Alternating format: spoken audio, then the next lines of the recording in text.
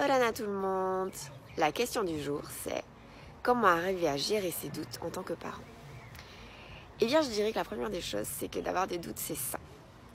C'est une très bonne chose parce qu'il n'y a rien de pire que les certitudes et que l'en grandir tous les jours et de se la rappeler, d'avoir cette humilité-là, c'est très important. Ensuite, donc, pour moi, il y a deux types de ressources. Il y a d'abord les extérieurs, les ressources externes comme les livres, les vidéos, Facebook, Internet, les formations avec des professionnels, les coachings, tout ça, la famille, les amis, voilà, toutes ces expériences extérieures qui peuvent nous donner des façons de voir différentes, des outils, des refresh, plein de choses. Donc c'est important, c'est intéressant. Après voilà, c'est important aussi de faire son propre tri parce que tout n'est pas bon à prendre aussi et il n'y a pas de recette toute faite, donc c'est important de garder son esprit critique et de prendre que ce qui nous convient à nous. Et puis il y a surtout une ressource très très importante, la primordiale je pense, c'est nous-mêmes en fait. Et donc d'aller puiser à l'intérieur de nous, quand on a des doutes, d'aller se remémorer nos valeurs. Déjà, pourquoi on fait ça?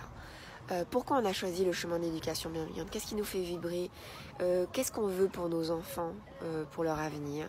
Tout ça, c'est des questions clés, des mots-clés, nos valeurs qui doivent être affichées en grand dans notre maison pour que dans les moments où on n'en peut plus, où vraiment nos enfants n'écoutent jamais, où on se dit mais ça marche pas, qu'on puisse arriver à se rappeler pourquoi on fait tout ça. Et se rappeler aussi justement tout ce qui a fonctionné. Parce que oui, il y a des moments où ça marche pas et c'est horrible. Et il y en a plein d'autres où ça a fonctionné. Et c'est très très important de se délecter, de savourer, de célébrer toutes ces victoires. Ces petits pas, parce que c'est des petites victoires chaque jour. Et que c'est tout aussi important que les grandes victoires. Donc voilà, c'est ce que je dirais pour finir. Vraiment se raccrocher à nos valeurs, se raccrocher à nos petites victoires et tout ça dans les moments de doute, c'est ce qui peut nous permettre de garder le cap vers une éducation bienveillante.